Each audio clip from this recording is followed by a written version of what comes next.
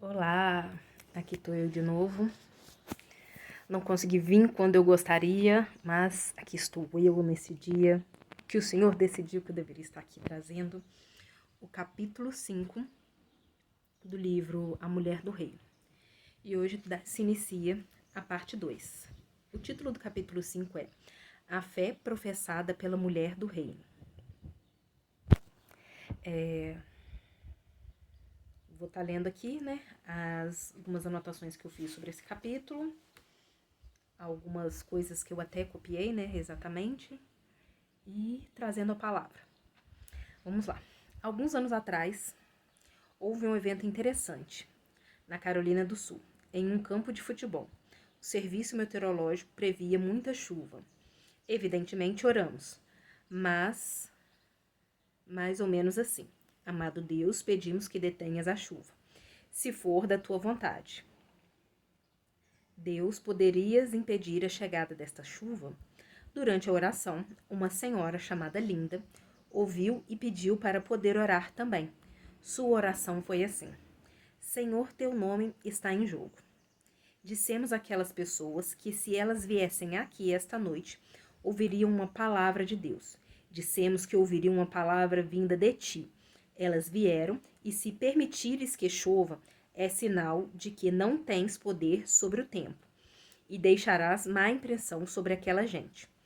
Afirmamos que tinha algo a dizer a elas, e se não impedires o que pode controlar, isto é, o clima, alguém poderá achar que teu nome não tem muito valor.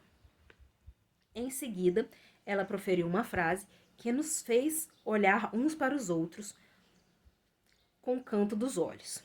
Portanto, peço agora, em nome de Jesus Cristo, que a chuva pare por amor ao teu nome. No momento de iniciarmos a cruzada, um trovão ribontou, o trovão fez aquele barulho de trovão, né? E fomos cercados por um clarão. As pessoas começaram a mexer no lugar, algumas se levantaram, abriram o guarda-chuva. Linda estava na plataforma conosco. Enquanto os guarda-chuvas começaram a ser abertos na plateia, e vários na plateia, Linda continuou sentada, demonstrando confiança. Um silêncio, ar de expectativa, tomou conta de seu rosto. De repente aconteceu algo que vi somente uma vez na vida. A chuva dirigiu-se violentamente em direção ao estádio, como uma parede de água, mas quando chegou ao estádio, ela se dividiu. Metade da chuva foi para um lado do estádio e metade para o outro lado, permanecendo do lado de fora.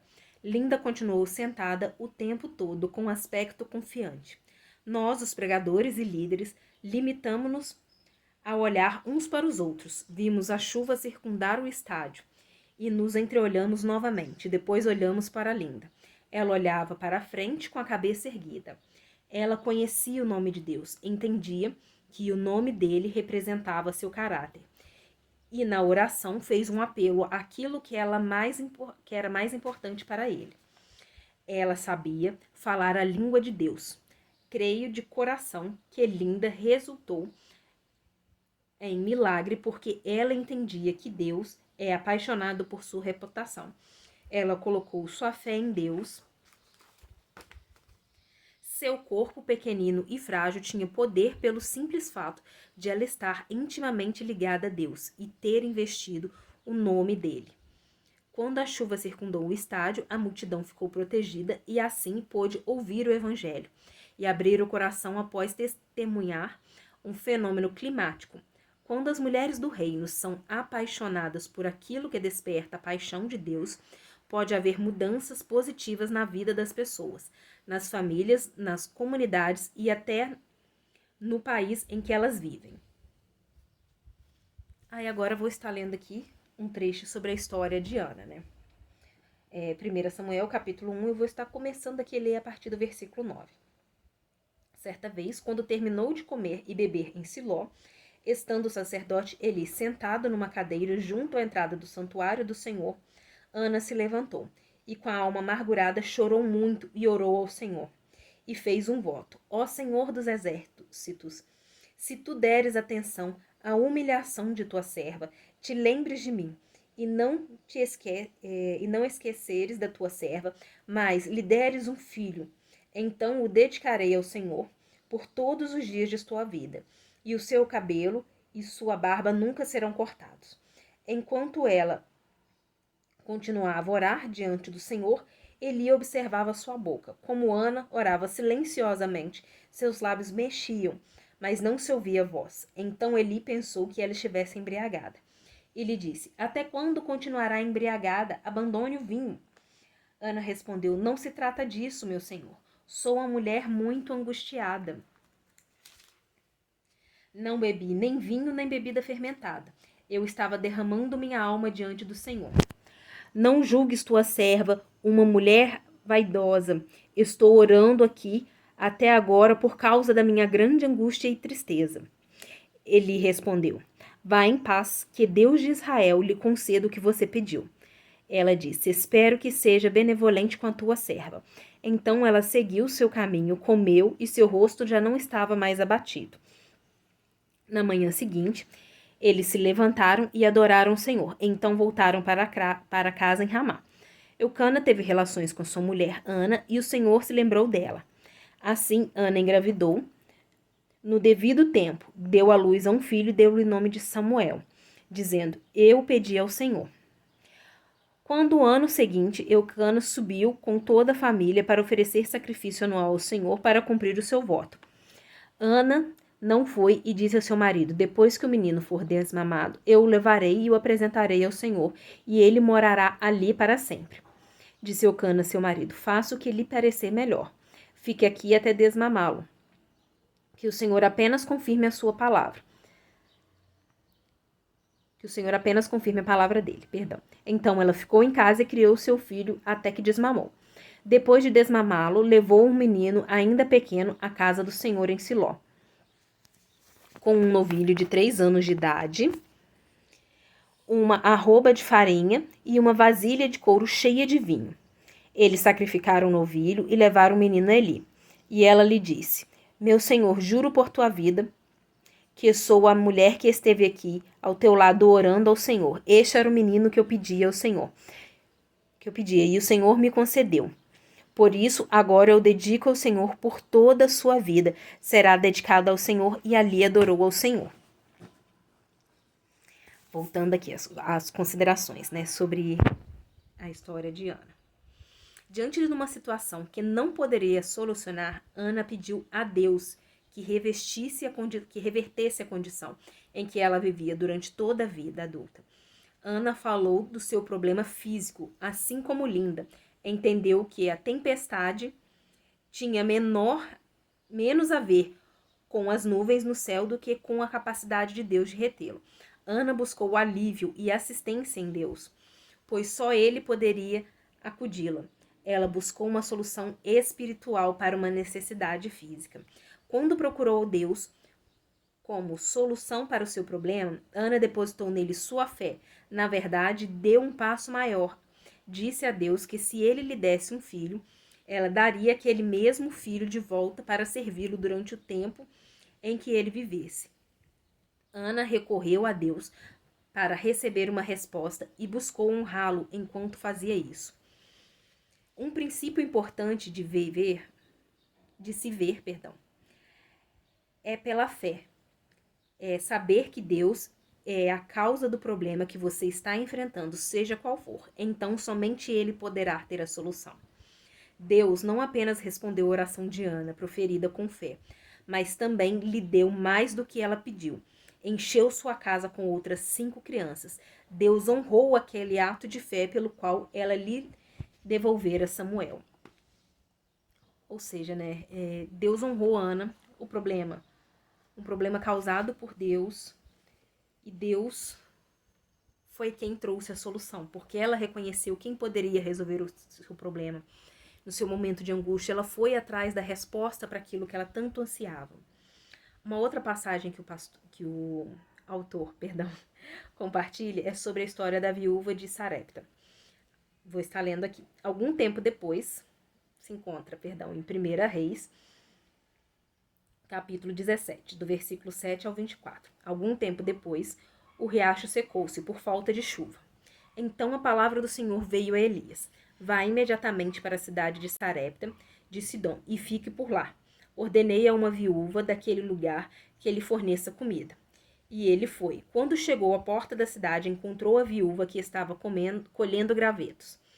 Ele a chamou e perguntou: pode me trazer um pouco d'água numa jarra para eu beber? Enquanto ela ia buscar água, ele gritou: por favor, traga-me também um pedaço de pão. Mas ela respondeu: juro pelo nome do Senhor, o teu Deus, que não tenho nenhum pedaço de pão, só um punhado de farinha num jarro e um pouco de azeite na botija. Estou colhendo 2 gravetos para levar para casa e preparar uma refeição para mim e para meu filho, para que comamos e depois morramos. Elias, porém, lhe disse: não tenha medo, vá para casa e faça o que eu lhe disse, mas primeiro faça um pequeno bolo com o que você tem e traga para mim. Depois faça algo para você e para o seu filho. Pois assim diz o Senhor de Israel: a farinha da vasilha não se acabará e o azeite na botija não se secará até o dia em que o Senhor fizer chover sobre a terra. Ela foi e fez conforme Elias lhe dissera. E aconteceu que a comida durou muito tempo para Elias e a mulher e sua família, pois a farinha da vasilha não se acabou e o azeite da botija não se secou, conforme a palavra do Senhor preferida por Elias. Voltando aqui para as considerações do livro, né? A viúva usou o que lhe restava para obedecer a Deus. Seu instinto materno teve que gritar bem alto, mas a fé os abafou. Consegue imaginar ela pensando: o resto de comida que eu tenho é o que eu vou dar para o meu filho, que eu vou estar comendo, ou talvez ela até iria abrir mão do dela para dar para o filho dela. Mas ela, ao invés de fazer isso, ela deu ouvido ao que o profeta disse, deu ouvido, deu um passo de fé maior do que o instinto dela de alimentar seu filho naquele momento. Se quisesse realmente abrir mão do seu filho, ela teria que abrir mão do desejo de alimentá-lo com a última porção de alimento que restava. Teria que colocar todos os ovos, ou pelo menos toda a farinha, em um só cesto, no cesto de Deus. No entanto, quando ela fez isso, a farinha na vasilha não se acabou, e o azeite na botija não se secou, conforme a palavra do Senhor proferida por Elias. Ela obedeceu na fé. Nem todas as viúvas atraíram a atenção de Deus, porque nem todas as viúvas demonstraram o coração de fé. Em algum lugar, ao longo do caminho, Deus viu o ato de fé daquela viúva. Sabia que se lhe pedisse algo aparentemente irracional, mas que lhe trouxesse bênção e favor, ela o faria. E é por isso que às vezes a fé mais intensa é encontrada nos lugares mais surpreendentes, pois a fé depende do relacionamento e não da religião. A religião pode ser um dos maiores obstáculos para a fé, porque cria dependência de um ritual e não do Deus do universo, que pode fazer todas as coisas. Asseguro-lhes que havia muitas viúvas em Israel no tempo de Elias, quando o céu foi fechado por 3 anos e meio, e houve grande fome em toda a terra. Contudo, Elias não foi enviado a nenhuma delas, senão a uma única viúva, a de Sarepta, na região de Sidom. A fé, em geral, implica o olhar adiante do que podemos ver ou das limitações que enfrentamos. Fé age sobre esta verdade. Embora você não possua o suficiente, Deus possui mais que o suficiente e prometeu suprir todas as suas necessidades. Ainda que sua fé seja pequena, permita que suas ações sejam grandes, dê um passo adiante e louve o Senhor apesar do sofrimento que está enfrentando. Dê um passo adiante e permaneça na palavra de Deus, mesmo quando a situação não fizer sentido para as pessoas à sua volta. É mais que isso, dê um passo de fé e ofereça ajuda a outras pessoas que estejam lutando com problemas semelhantes aos seus. Opte por honrar a Deus, oferecendo-lhe algo que esteja perto de você e lhe seja precioso, mesmo que sacrifique seu tempo, energia ou desejos pessoais. Nada será perdido se você assumir o compromisso de servir ao Senhor. A mulher do reino entende que um dos segredos para uma vida cheia do poder da fé é honrar a Deus pelo que você oferece a Ele e pelo que oferece aos outros no nome dEle. Vou estar lendo outra passagem aqui.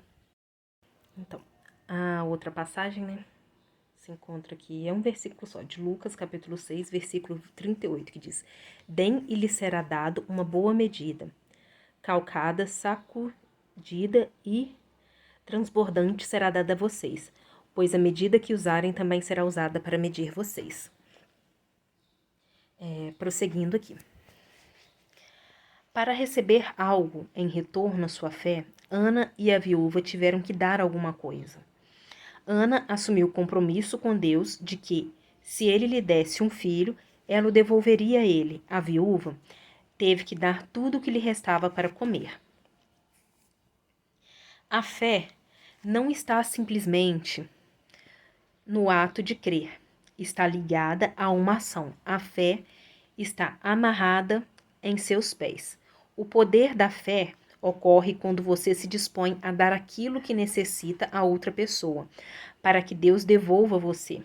Deus está dizendo que quando você dá de acordo com a fé que tem nele, ele escolhe outra pessoa para devolver a você, em quantidade tão grande que transbordará. Você receberá de volta em abundância. O poder da fé não garante que Deus responderá à nossa oração. O poder da fé em ação assegura que Deus nos devolverá infinitamente mais de tudo o que pedimos ou pensamos. Efésios 3:20.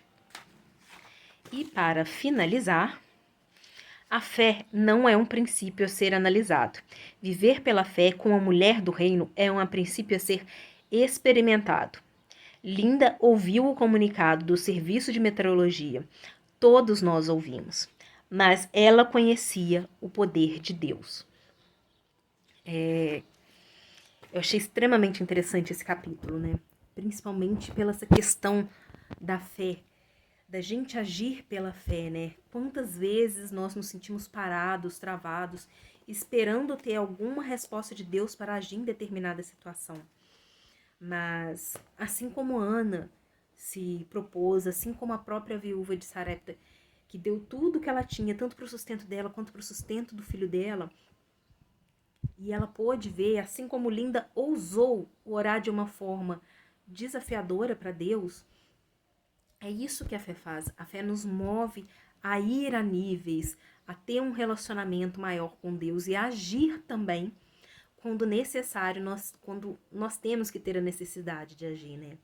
No caso de Linda, ela não agiu, ela não abriu nenhuma sombrinha, ela não buscou estar em nenhum lugar coberto, talvez com dúvidas sobre a oração que ela fez. Não, ela continuou lá sentada, olhando para frente, confiante que Deus iria estar cumprindo com a tua palavra, estar honrando o seu nome.